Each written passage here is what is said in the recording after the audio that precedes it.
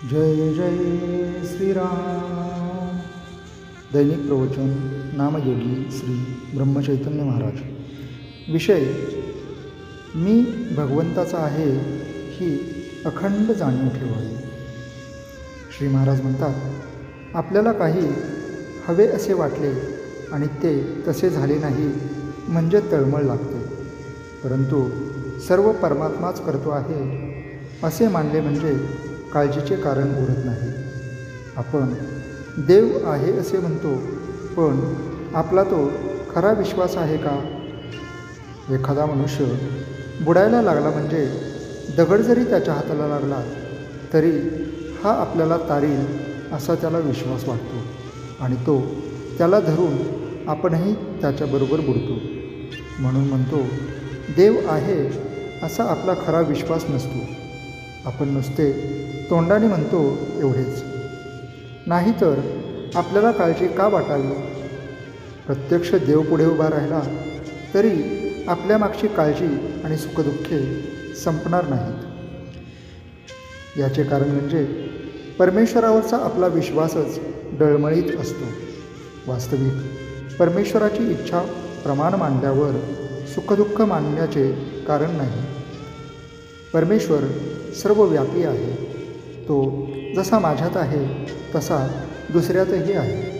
म्हणून दुसऱ्याने काहीही केले तरी आपल्याला त्याबद्दल काही वाटण्याचे कारण नाही। तरी अशी भावना ठेवून वागावे की मी देवाचा आहे, तो माझा पाठीराखा आहे आणि म्हणून काही झाले तरी मला काळजी करण्याचे कारण नाही।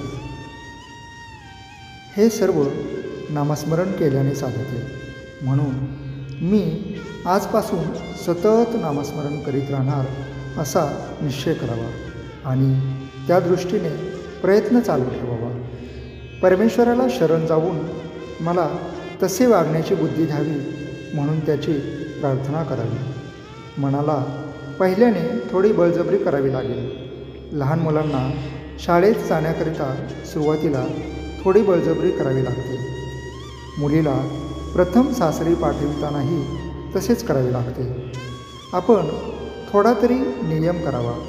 उदाहरणार्थ, जेवायच्या आधी, रात्री निजताना, सकाळी उठताना नाम घ्यायचेच, भगवंताची आठवण करायचीच। असे केले तर ते आयुष्यात फार उपयोगी पडेल। प्रपंचाचा प्रयत्न आज जो चालू आहे तसाच करीत जावा, पण मला भगवंत हवा असे म्हणत जावे। मनामध्ये भगवंताची आस ठेवावी, म्हणजे ती हळूहळू वाढत जाईल आणि तिचे पर्यवसान ध्यासामध्ये होईल। समजा एखाद्या माणसाला घर बांधायचे आहे, मला घर बांधायचे आहे असे तो म्हणत जातो आणि त्यासाठी पैसे शिल्लक टाकतो। दागिने करायची वेळ आली तर ते नको म्हणतो, कारण पुढे घर बांधायचे आहे।